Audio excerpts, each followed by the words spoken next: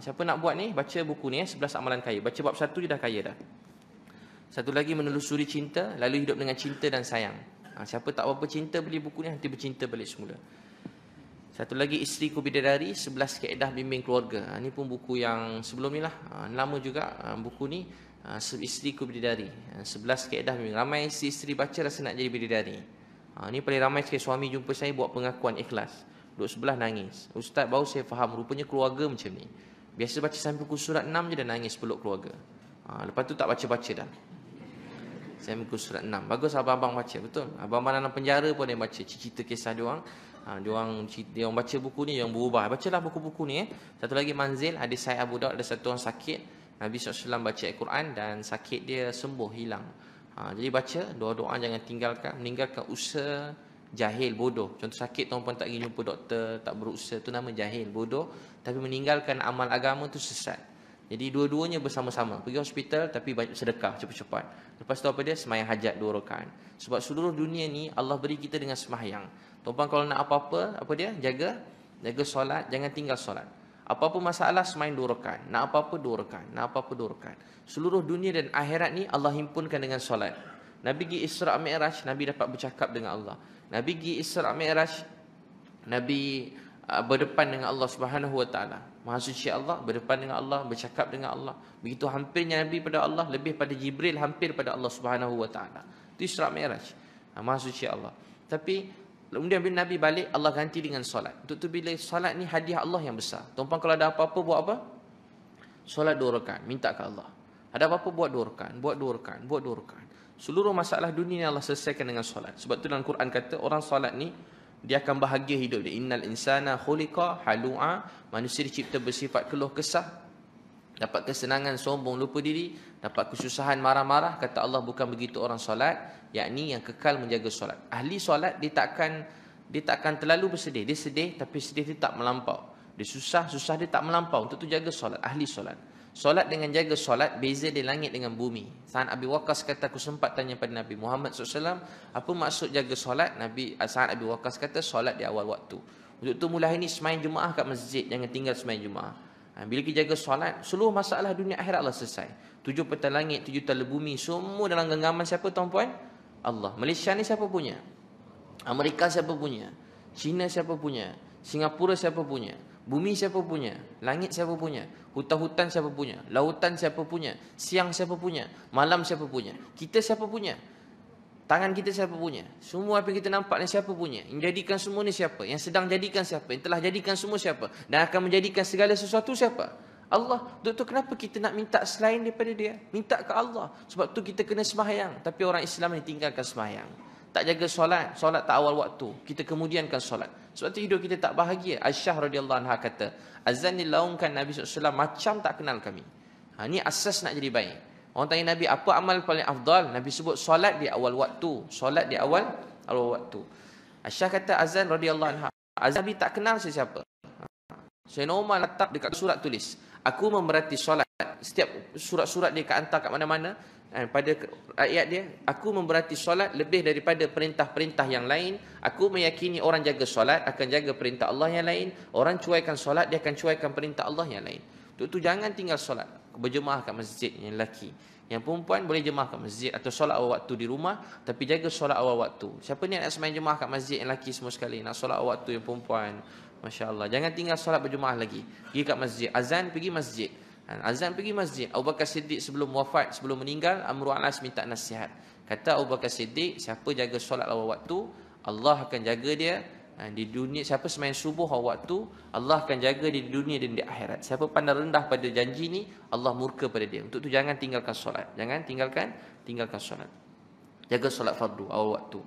Dan kita, surah pertama turun kat Nabi Iqra, suruh belajar ilmu. Surah kedua turun kat Nabi, ya ayyuhal mudassir qum fa'anzir wa rabbaka fakabbir, suruh buat dakwah. Surah yang ketiga turun pada Nabi, ya ayyuhal muzammil qumil laila illa qalila. Dan wahai orang berselimut, qumil laila illa qalila. Kita kena bangun malam menangis pada Allah. Waktu malam merayu pada dia, nangis, doa. Kita sekarang kurang bercakap-cakap dengan Allah. Sebab tu hidup kita kurang bahagia. Kita kena bagi masa, tak payah panjang-panjang, pukul 5 bangun, sembahyang tahajud 2 rakaat, sembahyang taubat 2 rakaat, ikut berapa yang sempat, atau paling kurang tahajud 2 rakaat, lepas tu tanda tangan. Doa panjang-panjang. Doa panjang-panjang. Doa panjang-panjang. Saya sampai sekarang saya ingat, antara orang yang saya banyak masa dengan dia dulu, dia ada 3 orang yang banyak dakwah saya daripada saya kecil.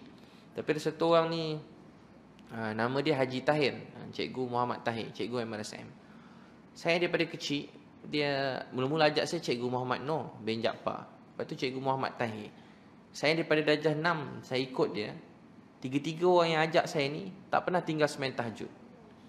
Tak pernah tinggal semain tahajud. Terutamanya Cikgu Tahir tadi. Tak pernah tinggal semain tahajud. Pergilah mana-mana dalam dunia, pukul 3 dia dah bangun. Pukul 3.30 dia dah bangun. Hari-hari dia bangun. 3.30 dia dah bangun. Anak dia ramai, 11 orang kan. 3.30 dia bangun. Hari-hari. Pergilah mana daripada saya kecil, 3.30 dia bangun.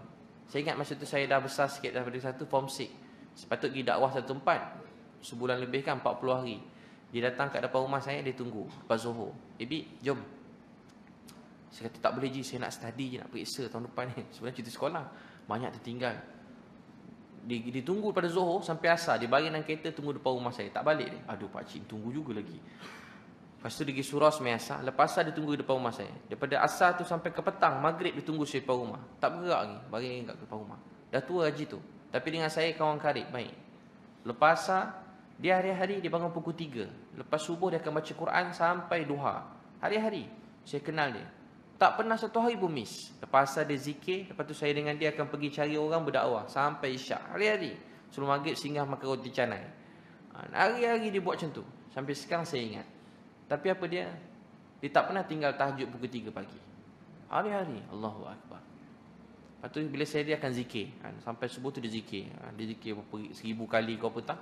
Zikir la ilaha illallah. Lama makin kuat bunyi dah ilah. Tu nak dekat subuh dah tu kan. Saya dengar perasan yang pertama tadi gitu kan. Dia dah goyang pergi kanan sampai subuh. Dia baca Quran hari 1 juz. Kalau bulan Ramadan dia akan baca 2 juz.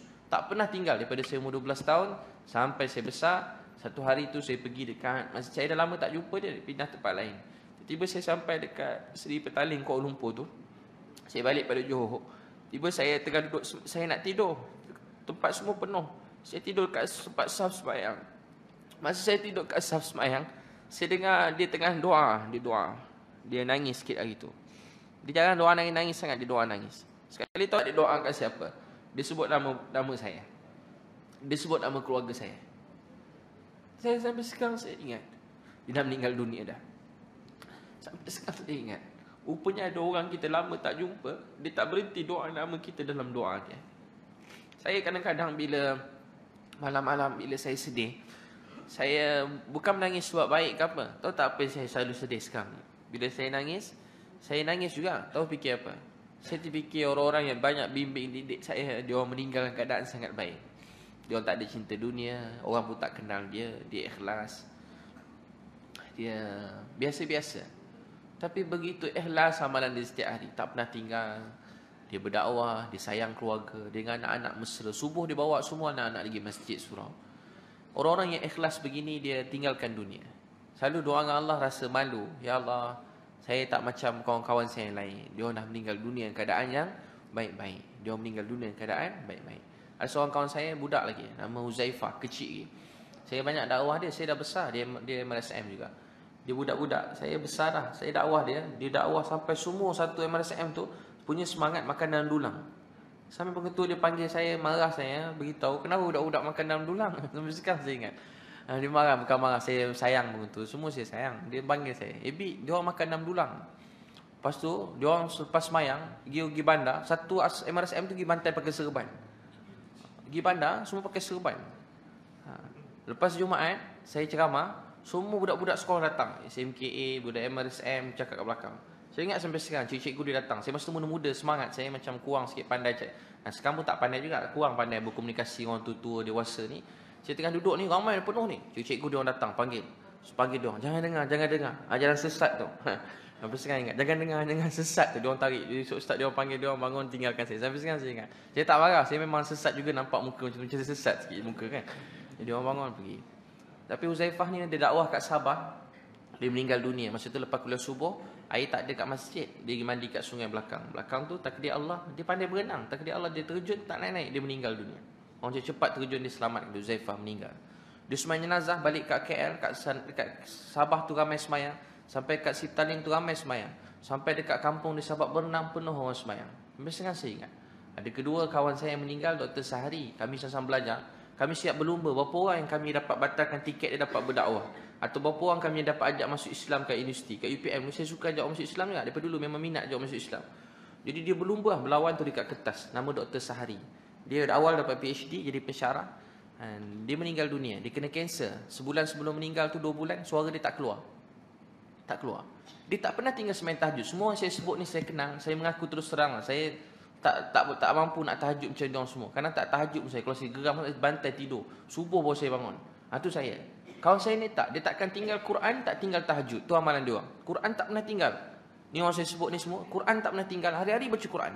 Kalau duduk, dia tengok duduk saja dia baca Quran. Ataupun dia tak pernah tinggal tahajud dalam hidup dia. Memang Quran dengan tahajud ni cara untuk kita dekat dengan Allah Subhanahu Wa Taala. Saya tak pernah nampak ni. Lepas tu saya tengok yang dia tadi. Saya ringkaskan, Dr. Sahari ni pun sama. Dia awal dapat PhD, dia rajin. Dia degree kimia, master di kimia, bukan gitulah. PhD dia pun kimia, dalam kimia punya ni. Awal. Dia semangat, dia memang baik dengan saya. Dia muda daripada saya. Entah kedia Allah dia kena kanser, dia meninggal dunia. Saya pergi kat sana, kat Sandakan baru ni, saya jumpa mak dia. Mak dia kata anak dia ni kalau duduk dengan dia ramai anak perempuan. Tapi sehari ni akan duduk kat kaki dia. Dia akan picit kaki mak dia sepanjang berbual. Kalau 2 jam, 2 jam, 3 jam, 3 jam.